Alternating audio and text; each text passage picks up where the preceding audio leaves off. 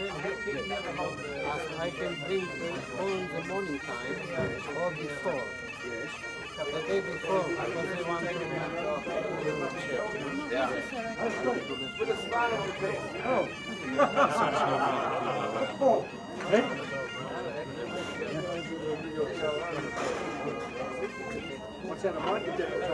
See you later.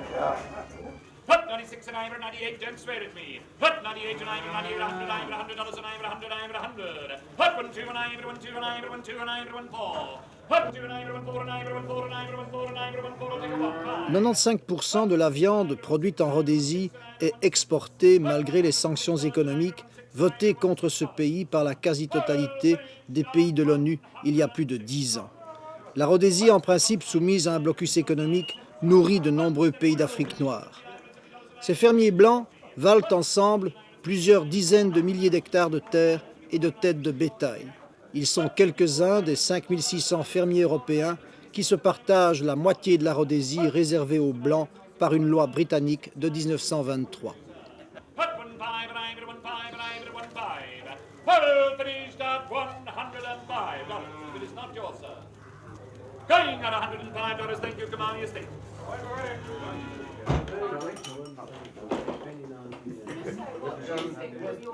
Dans cette riche région agricole, à une soixantaine de kilomètres de la capitale, Salisbury, il n'y a jamais eu d'incident et la guerre n'a pas de prise sur l'heure du thé ou du pub.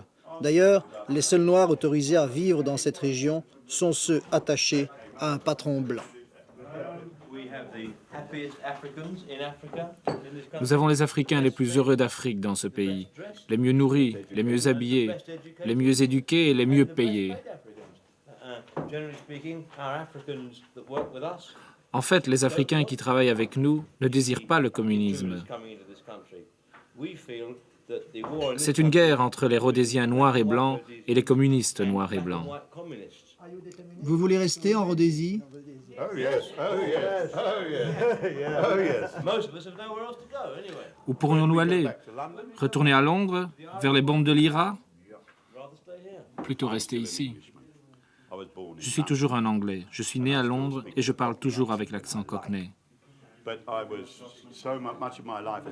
Mais j'ai vécu plus longtemps en Rhodésie qu'à Londres. Donc je suis rhodésien. Je suis ici depuis 30 ans et vous pourrez m'enterrer dans mon jardin parce que je resterai ici.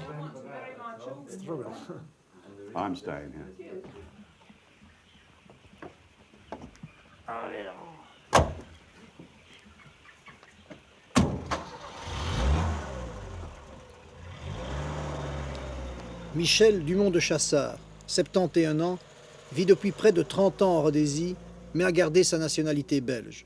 Sa ferme, 3000 hectares, 80 ouvriers agricoles, 1700 têtes de bétail, un demi-million de poulets, lui rapporte quelques 3 millions de francs belges par an. Monsieur de Chassard a aussi des terres en Belgique, mais il n'a jamais vu celui qui les exploite. Ses enfants et ses petits-enfants vivent en Rhodésie et il compte bien qu'ils exploiteront sa ferme après lui.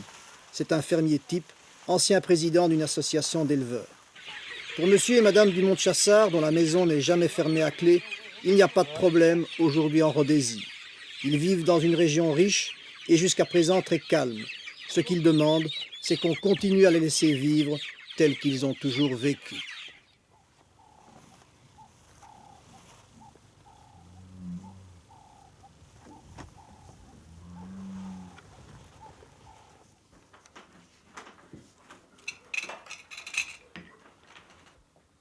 Vous n'avez pas le sentiment d'être tout à fait isolé du monde ici? Le monde entier est contre vous, excepté l'Afrique du Sud. Oh, ça revient tout le temps, cette histoire-là.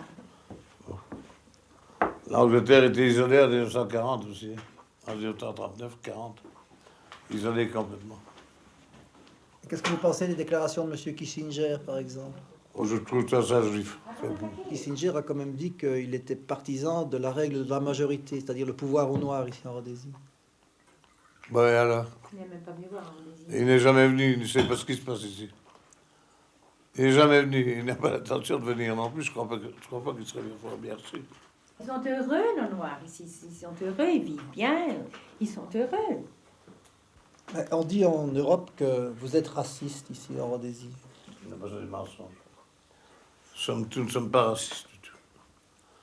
Nous sommes d'accord, avoir des Noirs pour diriger nos affaires, s'ils sont capables de diriger. Il faut qu'ils soient capables. Il ne faut pas qu'on leur donne 50 millions et qu'ils les empochent et les mettent dans leur compte en banque en Suisse. Enfin, le noir n'est pas prêt à se gouverner lui-même. Il faut commencer tout doucement. Et il faudra longtemps avant qu'il y ait des noirs qui soient assez intelligents pour gouverner le pays. Sinon, nous irons tout le monde à la ruine. Les noirs d'abord et nous après. Mais le noir d'abord. Et vous dites longtemps, vous, ça fait combien J'ai un boy, c'est celui qui nous sert. Il est bête comme ses pieds, mais bête comme ses pieds. Je ne pourrais pas vous dire comme il est bête. Mais il est brave. Mais il faudra 300 ans pour que ce type-là arrive à avoir un tout petit quelque chose là-dedans. Hein?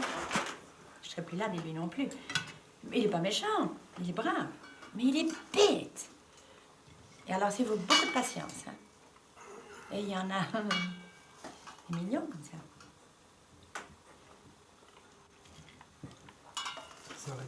Mais vous dites, votre petite fille qui a 2 ans ne voit pas de différence entre les Noirs et les Blancs.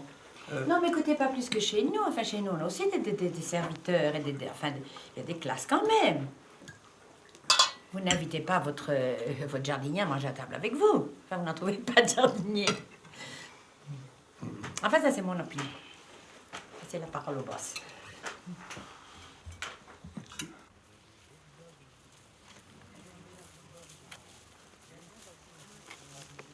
Les ouvriers des 2 Chassards gagnent en moyenne 15 $ rhodésiens par mois, soit 900 francs belges. Les femmes qui travaillent gagnent, elles, moins de 20 francs belges par jour. Les ouvriers agricoles reçoivent en plus chaque semaine, comme ici, de la nourriture. C'est un système typiquement colonial où les ouvriers sont attachés à la ferme et achètent souvent des produits dont ils ont besoin dans une cantine qui appartient aussi à M. de Chassard, qui récupère ainsi une partie de l'argent dépensé en salaire. En fait, les 2 Chassards sont assez représentatifs de l'élément le plus dur des Blancs de Rhodésie, les grands propriétaires terriens. Seuls dans la Rhodésie d'aujourd'hui, seuls dans la communauté blanche, certains dignitaires catholiques comme l'évêque d'Umtali dénoncent le régime minoritaire blanc de M. Ian Smith qui paradoxalement prétend défendre les valeurs de la civilisation chrétienne en combattant le communisme. Le gouvernement actuel prétend qu'il est une démocratie, mais c'est juste le contraire. C'est une dictature. Cela me rappelle la situation existante sous Hitler quand j'étudiais à Rome dans les années 30 sous le fascisme.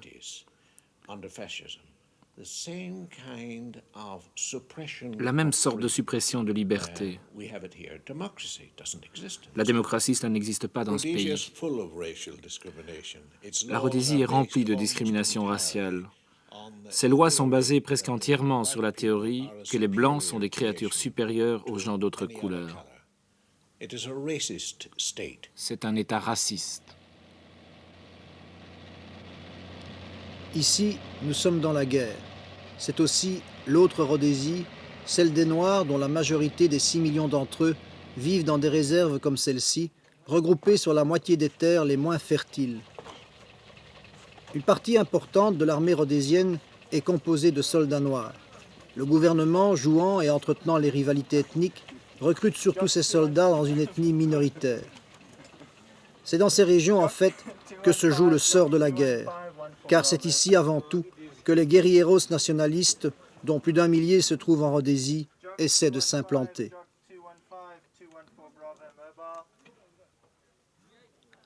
Dans ce village, un magasin a été incendié récemment. Ici, l'ennemi peut être partout et nulle part. L'armée rhodésienne, peu nombreuse, mais mobile et bien entraînée, contient jusqu'à présent sans trop de difficultés les guerrilleros nationalistes dont l'activité cependant tend à augmenter.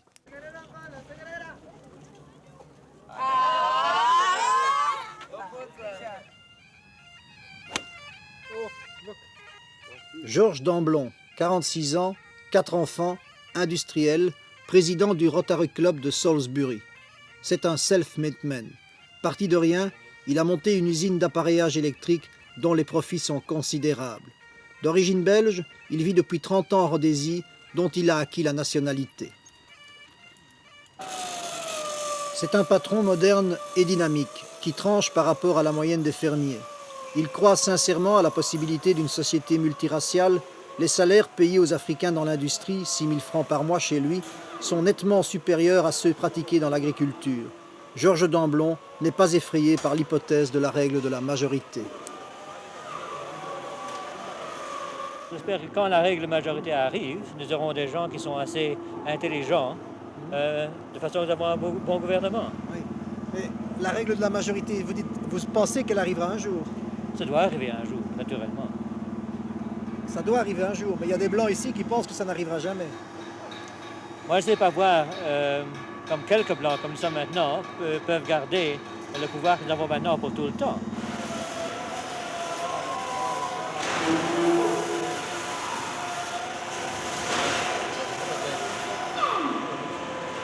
Les Noirs sont des humains comme nous. Et s'ils savent faire du travail, ils doivent être payés pour ça. D'un autre côté, nous créons un marché intérieur. En leur payant plus, ils savent acheter plus. De façon que c'est à notre avantage de les augmenter aussi vite qu'on sait. Vous augmentez leur pouvoir d'achat pour qu'ils puissent acheter des choses que vous produisez vous-même. Naturellement.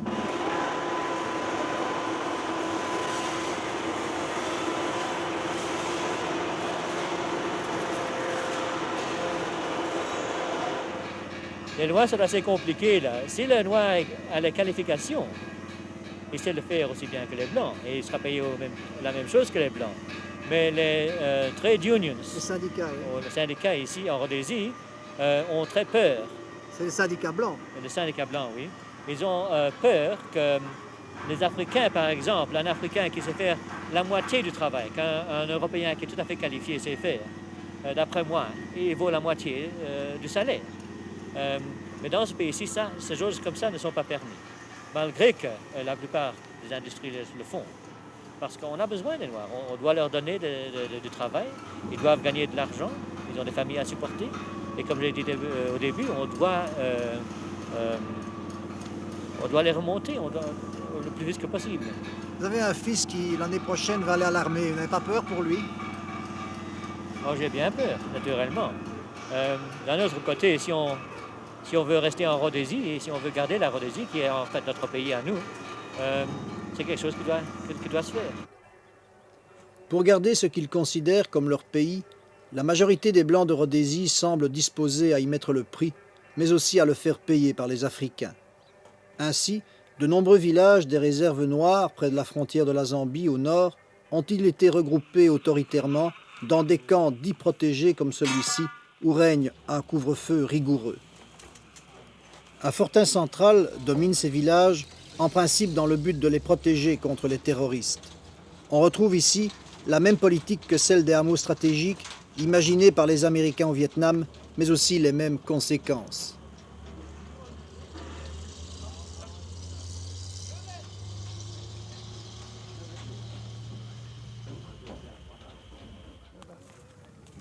Les paysans regroupés de force sont obligés d'abandonner leur maison.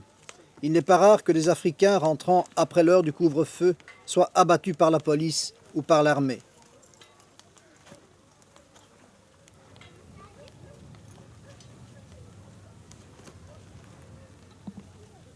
Le dispositif du camp comprend une enceinte en fil de fer barbelé éclairée la nuit.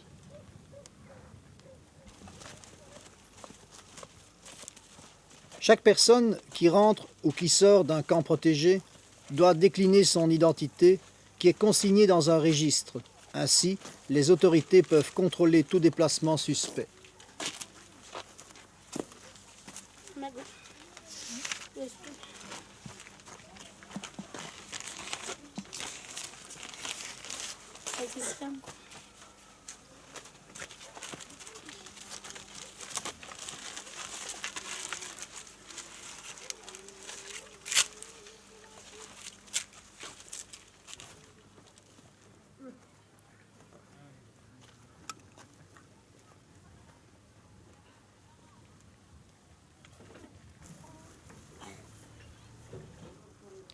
Ces images ne doivent cependant pas faire illusion.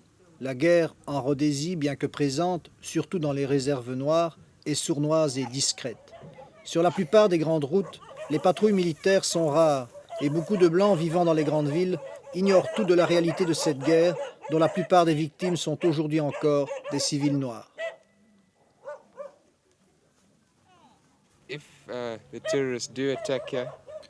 Si les terroristes attaquent, nous avons des positions défensives. Tous nos hommes prendraient position tout autour des murs de terre en cas d'attaque. C'est une région où il y a beaucoup de terroristes ici. Oui, il y en a beaucoup par ici. Les terroristes d'ici reçoivent-ils un appui de la population? En fait, pendant le jour, les gens nous supportent nous, et durant la nuit, ils supportent les terroristes. Ils sont dans une position difficile. C'est cela, ils vous supportent le jour et la nuit ils supportent les terroristes. C'est la même chose qu'au Vietnam. Oui, plus ou moins. Pensez-vous que votre guerre ici aura la même fin qu'au Vietnam? Je n'en sais rien. Je suis optimiste. Tout le monde est optimiste, mais personne ne sait ce qui va se passer. Quel âge avez-vous? 19 ans. Êtes-vous prêt à mourir pour la Rhodésie? Oui, je suis prêt. Pour moi, c'est mon pays.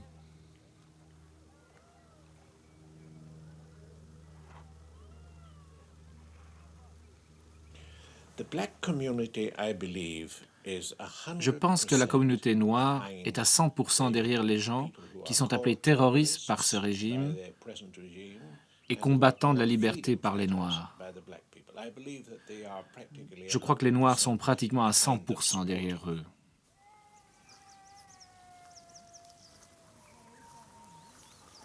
Gérard Farge, 50 ans.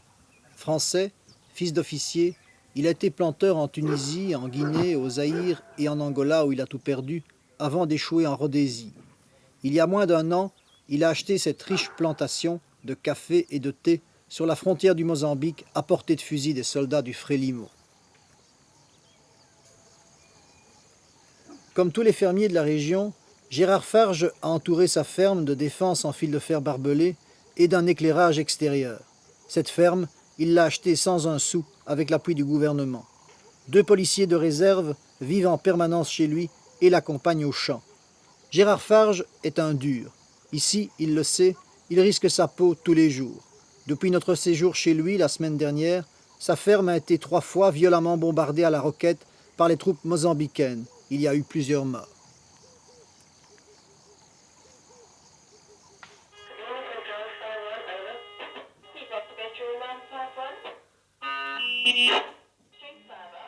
Tous les matins, chaque fermier de la région frontalière essaie son Agric-Alert, une radio en contact permanent avec les troupes de choc héliportées stationnées à Chipinga, à 25 km de là.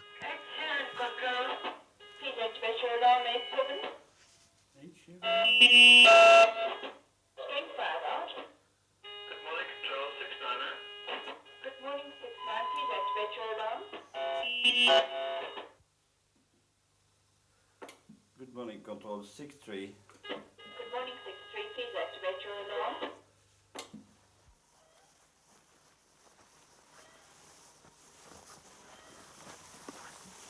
Où se trouve le Mozambique ici, M. Farge? Eh bien, juste de l'autre côté de cette colline, là, la première ligne de crête que vous voyez, la limite de ma propre ferme, et Oui. juste de l'autre côté se trouve le Mozambique. C'est à combien de distance ici? À peu près à vol d'oiseau dans les 5 à 600 mètres environ. Et ici, vous avez fait construire une aire J'ai d'atterrissage. fait construire une aire d'atterrissage pour hélicoptère, ce qui permet en cas d'ennui avec les gens de l'autre côté d'avoir l'intervention très rapide des forces rhodésiennes de Chipinga. Et en combien de temps? Rarement plus de 10 minutes pour arriver de Chipinga ici. Toutes les fermes se trouvent dans un rayon de 10 minutes de vol de l'hélicoptère. En fait, vous êtes le premier Européen entre la frontière du Mozambique et Ah oui, la Rhodésie. indéniablement, il n'y a personne d'autre que moi ici dans la région. Mais c'est quand même une existence dangereuse, non? Ma foi, oui, mais on s'y habitue parce que, ma foi, on se considère ici, moi je me considère chez moi, ici en Rhodésie, absolument. Je me suis, même en tant que Français, disons, complètement intégré à la vie rhodésienne. J'ai demandé la citoyenneté rhodésienne, qu'on m'a d'ailleurs très gentiment accordée, à ma femme, mes enfants récemment aussi. Et je souhaite rester toute ma vie dans ce pays, ne jamais en sortir. Je peux vivre ici certainement d'une manière beaucoup plus agréable, malgré le terrorisme, que je ne pourrai jamais avoir, à mon avis, en Europe, dans dans le genre de métier que je fais, surtout dans le cadre de l'agriculture. Et ma foi, nous les Blancs ici dans ce pays, nous nous considérons comme les gardiens, si vous voulez, de tous ces Africains qui sont là autour, et nous espérons bien qu'on arrivera, nous, à les préserver de ce malheur qui est arrivé de l'autre côté. Mais au cas où il y aurait ce que les Africains réclament, ce qu'ils appellent la règle de la majorité, vous resteriez ou pas? Certainement pas. Certainement pas, mais de toute façon, disons que ce souci est absolument en dehors de mon esprit parce que ça n'arrivera jamais en Rhodésie. Pour la première fois depuis la proclamation de l'indépendance il y a 10 ans, la Rhodésie a perdu par émigration au cours de l'année écoulée plus de blancs qu'elle n'en a reçus. Ainsi, malgré l'optimisme officiel, la Rhodésie commence-t-elle à se vider de sa maigre population blanche. Gérard Farge a lui quelques raisons de s'accrocher à sa ferme. Les bénéfices annuels représentent 30% du capital investi et dans un peu plus de 2 ans, elle lui rapportera plus de 4 millions de francs belges par an.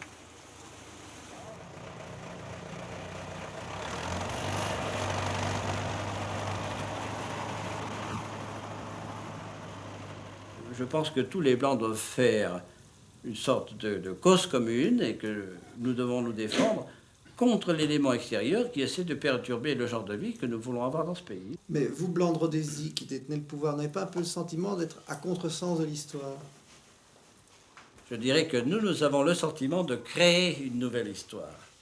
Nous sommes à l'avant-garde d'un nouveau développement en Afrique, d'un nouveau développement. L'histoire n'est pas une chose à sens unique, elle n'a pas forcément abouti sur une voie de garage. Et il est certain que l'histoire peut changer, évoluer. Et je pense que la Rhodésie est certainement un pays à l'avant-garde d'un progrès social noir, d'un progrès social blanc.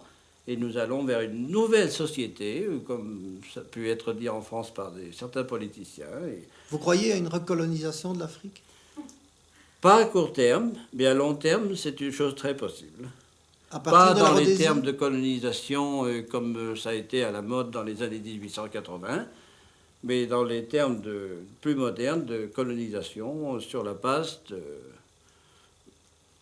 d'utilisation des terres notamment. Moi, je parle surtout dans mon domaine agricole, où je pense que l'Afrique est un réservoir immense de nourriture et qui est pour l'instant extrêmement mal utilisé, la plupart du temps par la faute des gouvernements africains qui ne sont pas même eux de développer leur propre pays correctement, alors que certaines nations pourraient s'en charger certainement mieux qu'eux. Après tout, si vous pensez que les Noirs, il y a 90 ans de ça, en Rhodésie, vivaient à peu près, je dirais à peu près, parce qu'ils étaient encore loin d'atteindre le niveau des Gaulois autrefois.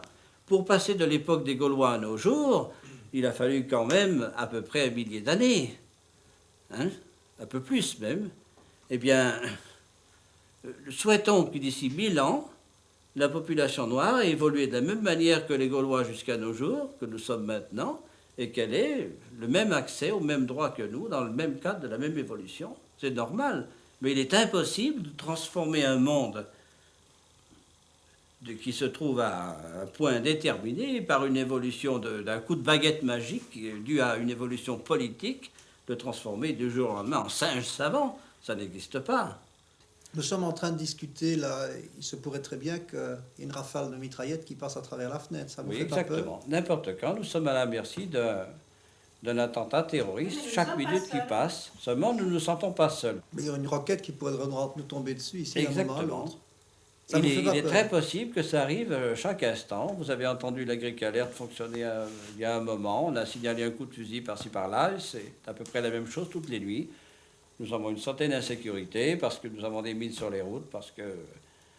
D'accord, mais nous vivons avec ça et nous avons le sentiment d'être une espèce de nouveau croisé dans un nouveau développement, une nouvelle croisade. Et on restera dans ce pays, on est là. Et...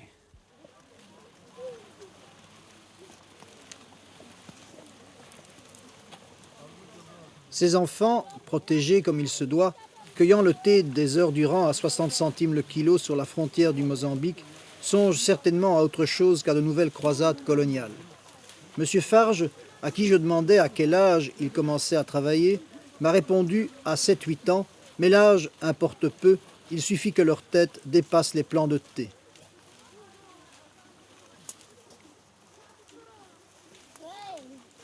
Leurs aînés étaient curieusement absents des plantations, retenus prisonniers par le Frélimo derrière la frontière du Mozambique, nous a-t-on dit. Ne songeraient-ils pas plutôt, eux aussi, à une croisade, mais d'un autre type? Les Rhodésiens blancs, seuls contre tous, feront-ils mentir l'histoire, ou le Zimbabwe, comme les nationalistes appellent leur pays, finira-t-il par l'emporter? Une chose en tout cas est certaine, beaucoup de sang sera encore versé sur cette terre d'Afrique.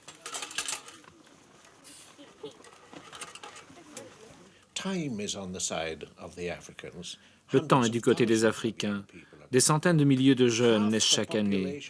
La moitié de la population noire de Rhodésie a moins de 15 ans.